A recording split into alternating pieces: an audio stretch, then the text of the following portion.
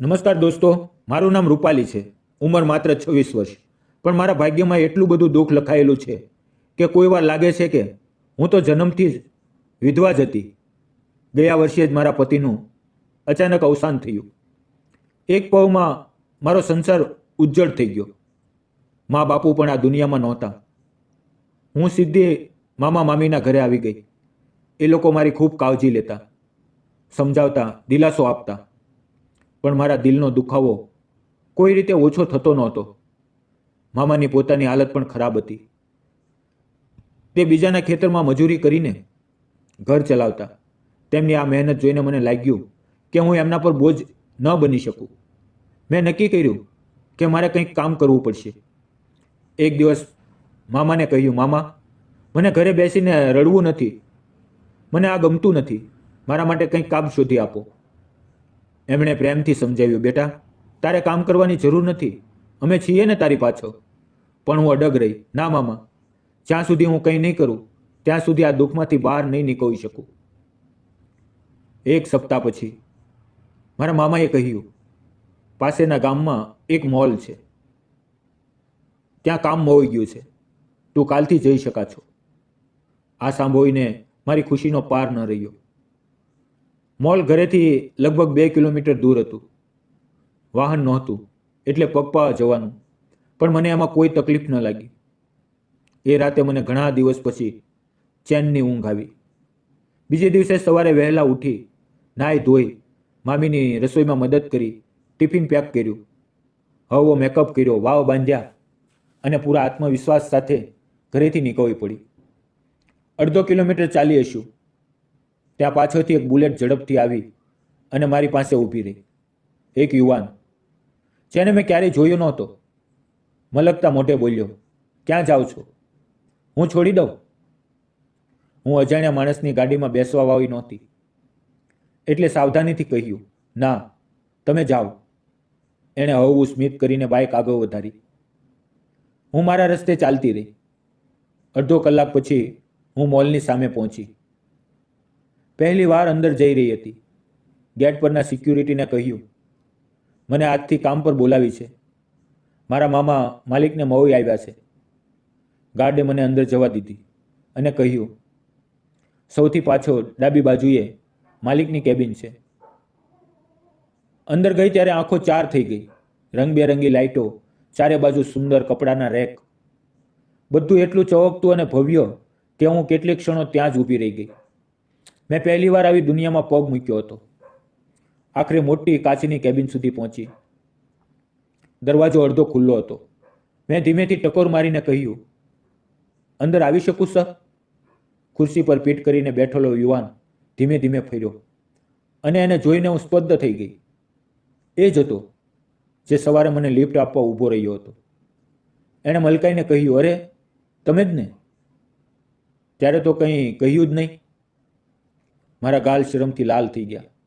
ઝૂકીને બોલી, મારું નામ રૂપાલી છે. મારા મામા કાલે તમને મળ્યા હતા. મને ખૂબ જ કામની જરૂર છે. એણે થોડી વાર મારી સામે જોયું, પછી કહ્યું, હા, તારા મામા આવ્યા હતા. તેમણે તારા વિશે બધું કહ્યું હતું. બેસ. હું શરમાઈને સામે બેઠી. એણે કામની બધી વિગતો સમજાવી. પછી પૂછ્યું, કેટલું ભણ્યા છો? મેં કહ્યું, ગ્રેજ્યુએટ છું. એના ચહેરા પર પ્રશંસાની ચમક આવી. ખૂબ સારું. અમને એવા જ ઈમાનદાર અને સમજદાર લોકોની જરૂર છે. પછી એણે પગારની વાત કરી. 12,000 રૂપિયા આપશું. ઈમાનદારીથી કામ કરશો તો વધારે આપશું. આ સાંભળીને મારી આંખમાં આંસુ આવી ગયા. પહેલી વાર લાગ્યું કે હું પોતાના પગ પર ઊભી થઈ શકીશ. એણે હાથ આગળ કરીને કહ્યું, કોંગ્રેચ્યુલેશન રૂપાલી. હવે તું અમારી ટીમનો ભાગ છે. મેં ધ્રુજતા હાથથી હાથ મેળવ્યો અને કહ્યું, જી માલિક. એ હસી પડ્યા. મને માલિક ન કહેતી, મારું નામ સમીર છે. હું શરમાઈ, ના સર, માલિક ન કહું તો અપમાન જેવું લાગશે. એણે નરમાશથી કહ્યું, અપમાન નહીં લાગે રૂપાલી. એનાથી આપણી વચ્ચે અપનત્વ વધશે. બધા મને સમીર જ કહે છે. એ દિવસથી મેં પૂરા દિલથી કામ શરૂ કરી દીધું. કપડાં સજાવવા, લેબલ લગાવવા, ગ્રાહકોને મલકાતા મોઢે બતાવવા. દરેક કામમાં મારું મન લાગી ગયું. ધીમે ધીમે મારા ઘાવ પર કામનું મલમ લાગવા લાગ્યું. અને સમીર એ પોતાની કેબિનના કાચની પાછળથી મને ચૂપચાપ જોતો રહેતો. એની નજરમાં પ્રશંસા હતી, વિશ્વાસ હતો અને કંઈક એવું પણ હતું જે હું સમજી નહોતી શકતી. 10 દિવસ પછી એણે મને કેબિનમાં બોલાવી. હું ગભરાઈને ગઈ. વિચાર્યું કોઈ ભૂલ થઈ ગઈ કે શું, પણ એણે મલકાઈને કહ્યું, ના રૂપાલી, તારી તારીફ કરવા બોલાવી છે. મારું દિલ ધડકવા લાગ્યું. તું જે રીતે કામ કરે છે, ઈમાનદારીથી, ખુશ મિજાજથી, મને ખૂબ ગમે છે. આ મહિનાથી જ તારો પગાર 15,000 કરું છું. આ સાંભળીને મારી આંખો ભરાઈ ગઈ. ઘરે જઈને મામા મામીને આ ખુશખબર આપી ત્યારે એમની આંખોમાં પણ આંસુ આવી ગયા. એક દિવસ બધા કર્મચારીઓ બ્રેક રૂમમાં બેસીને જમતા હતા. ત્યાં સમીર અચાનક આવીને અમારી વચ્ચે બેસી ગયો અને પોતે જમવા લાગ્યો. બધાની આંખો આશ્ચર્યથી ફાટી ગઈ. એ માલિક હતો, છતાં પોતે અમારી સાથે બેસીને ખાઈ રહ્યો હતો અને એ મારી બિલકુલ પાસે બેઠો હતો. ખાતા ખાતા ચોર નજરે મને જોતો રહેતો. મને એ નજરો સ્પષ્ટ લાગતી હતી, પણ હું ચૂપ રહી. મહિનાની 1 તારીખે પગાર આપવાનો સમય આવ્યો. એણે મારું નામ લીધું. હું એની સામે ઊભી. એણે નોટોનું બંડલ મારી તરફ વધાર્યું. મેં હાથ આગળ કર્યો અને અચાનક મારો હાથ એના હાથ સાથે હળવો અડી ગયો. એ પળ જાણે સમય થંભી ગયો. એની નજરમાં એક અજીબ કોમળતા હતી. મારી આંખો ઝૂકી ગઈ. રૂપાલી, રૂપાલી, મારે તારી સાથે વાત કરવી છે. મારા પગ ત્યાં જ થંભી ગયા. દિલ ધડકન બંધ થઈ ગઈ. એણે ધીમેથી પૂછ્યું, તમે મામા પાસે કેમ રહો છો? તમારા મા બાપુ ક્યાં છે? લગ્ન થયા છે? અને એ પ્રશ્ન સાંભળીને મારા બધા ઘાવ ફરી તાજા થઈ ગયા. મેં ધ્રુજતા અવાજે બધું કહી સંભળાવ્યું. મા બાપનું એક્સિડન્ટ, પતિનું અચાનક જતું રહેવું, એકલા પડી જવું, બધું. જ્યારે મેં વાત પૂરી કરી ત્યારે સમીરની આંખોમાં આંસુ હતા. એક મોટા મોલના માલિકની આંખોમાં મારા દુઃખના આંસુ. એ જોઈને મારું દિલ ધ્રુજી ઉઠ્યું. અચાનક એણે મારા બંને હાથ પોતાના હાથમાં લઈ લીધા. એ સ્પર્શમાં એક અજીબ ગરમાહટ હતી, એક સુરક્ષા હતી. રૂપાલી, રૂપાલી, મને નહોતી ખબર કે તારા જીવનમાં આટલું બધું દુઃખ છે. તું ખૂબ મજબૂત છે. હવે તું એકલી નથી. મારી મદદ જોઈએ તો કહેજે. હું હંમેશા તારી સાથે છું. એ રાત્રે હું ઘરે પાછી ફરી. પગપાળા ચાલી રહી હતી. ત્યાં પાછળથી બુલેટની અવાજ આવ્યો. સમીર હતો. બેસ રૂપાલી, હું છોડી દઉં. આ વખતે મેં ઇનકાર ન કર્યો. ચૂપચાપ બાઇક પર બેસી ગઈ. રસ્તામાં એક મોટો સ્પીડ બ્રેકર આવ્યો. બાઇક ઉછળી અને હું આગળ ઢળી પડી. પડી ન જાવ એટલે મેં ઝટકે એની કમર પકડી લીધી. મારા હાથ ધ્રુજી રહ્યા હતા. સોરી સર, ભૂલથી. એણે કાચમાં મારી સામે જોયું અને ફક્ત મલકાયો. ઘરે પહોંચીને મેં પહેલો પગાર મામાના હાથમાં મૂક્યો. એની આંખો ભરાઈ ગઈ.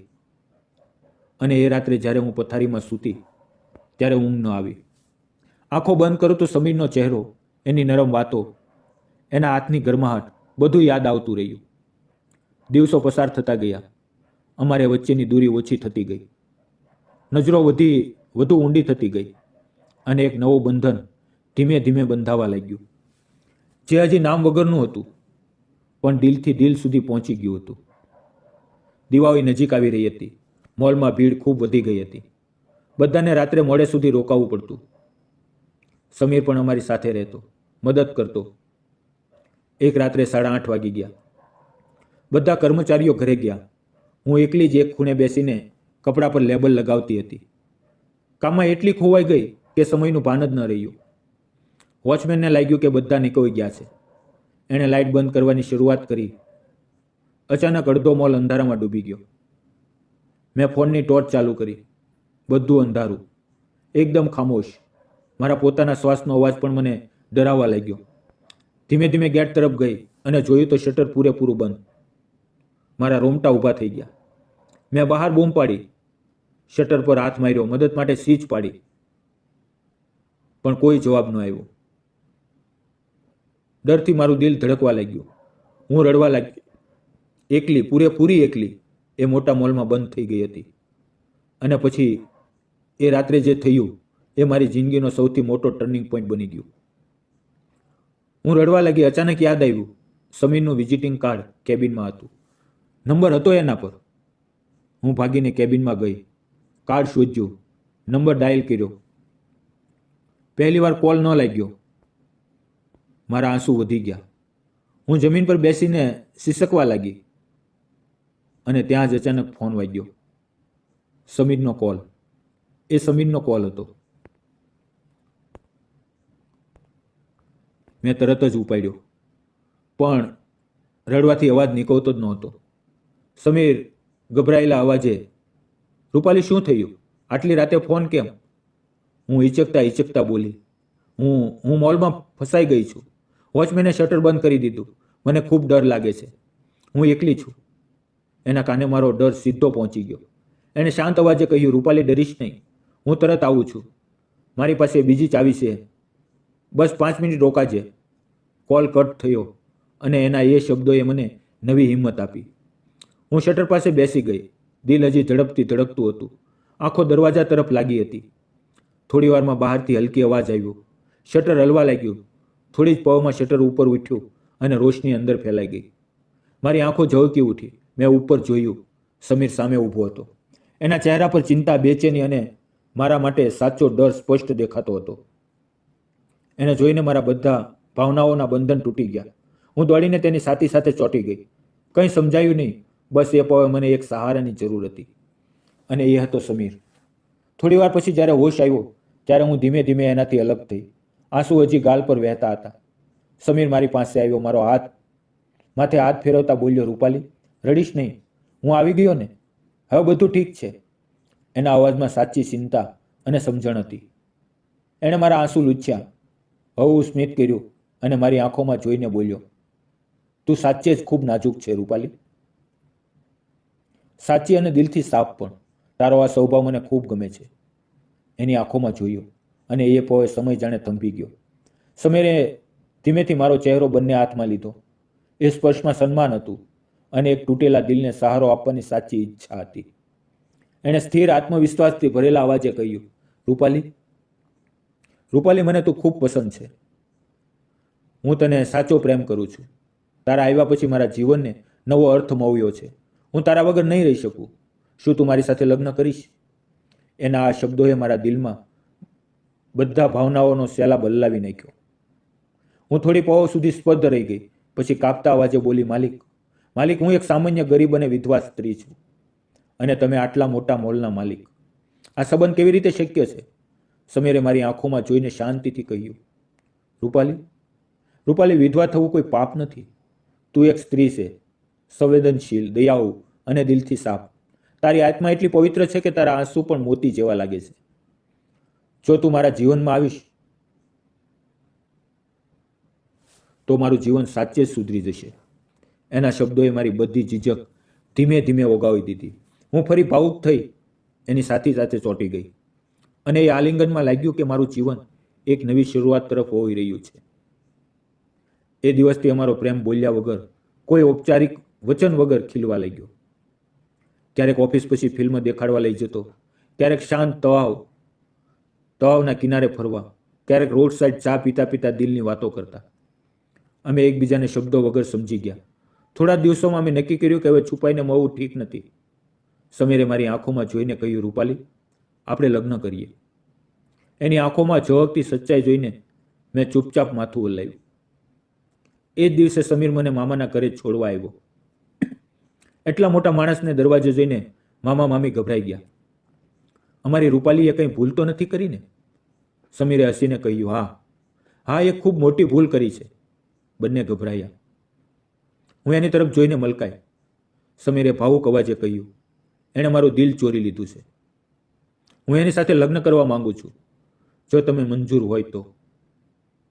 આ સાંભળીને મામા મામીની આંખો ભરાઈ ગઈ. મામાએ આગળ વધીને કહ્યું, અમે ક્યારેય વિચાર્યું નહોતું કે તમારી જેવો મોટો માણસ અમારી દીકરીને અપનાવશે, પણ તમે એના દિલનું દર્દ સમજ્યા, એની કિંમત જાણી. એ જ અમારા માટે સૌથી મોટી વાત છે. અને એ દિવસથી લગ્નની તૈયારીઓ ધામધૂમથી શરૂ થઈ ગઈ. મોટા મંગલ કાર્યાલયમાં અમારા લગ્ન ભવ્ય રીતે થયા. ફૂલોની મહેક, બેન્ડ બાજાની ધૂન, મંગલાકર્ષનો મધુર અવાજ, રોશનીથી ઝગમગતો સભાગૃહ. ચારે બાજુ ખુશીઓ જ ખુશીઓ. પણ મારી નજર ફક્ત સમીર પર હતી. અમે એકબીજાને જોઈને મલકતા હતા. લગ્ન પછી હું સમીરના ભવ્ય ઘરમાં આવી. મોટું સુંદર ફૂલોથી સજાયેલું ઘર. એ જોઈને મારી આંખો ભરાઈ ગઈ. મામા મામીના નાનકડા ઘરથી હવે હું એક આલિશાન, પ્રેમ અને સ્નેહથી ભરેલા સંસારમાં પગ મૂકી રહી હતી. દોસ્તો, જિંદગીમાં કેટલો પણ દુઃખ આવે, કેટલું પણ તોડી નાખે, દરેક વખતે એક નવી સવાર જરૂર આવે છે. પ્રેમ, સન્માન, સહારો અને સાચી ભાવનાઓ કોઈ પણ તૂટેલા દિલને ફરી જોડી શકે છે. જ્યારે દિલ સાફ હોય ત્યારે દુનિયા હંમેશા નવા રસ્તા ખોલી આપે છે. આજે પણ જ્યારે હું એ મોલના શટર સામે ઊભી રહું છું ત્યારે મને યાદ આવે છે એ ડરામણી રાતે એક શટર ખુલ્યું હતું અને એની સાથે જ મારી જિંદગીનો નવો દરવાજો પણ ખુલી ગયો હતો. દોસ્તો, આ વાત તમને કેવી લાગી? કોમેન્ટમાં જરૂર લખજો. જો વાર્તા ગમી હોય તો લાઈક કરજો, શેર કરજો અને ચેનલને સબસ્ક્રાઈબ કરી દેજો. કારણ કે આવી સાચી અને ભાવનાથી ભરેલી વાર્તાઓ હું તમારા માટે લાવતો રહીશ. આભાર અને ખૂબ ખૂબ પ્રેમ. જય શ્રી કૃષ્ણ મિત્રો.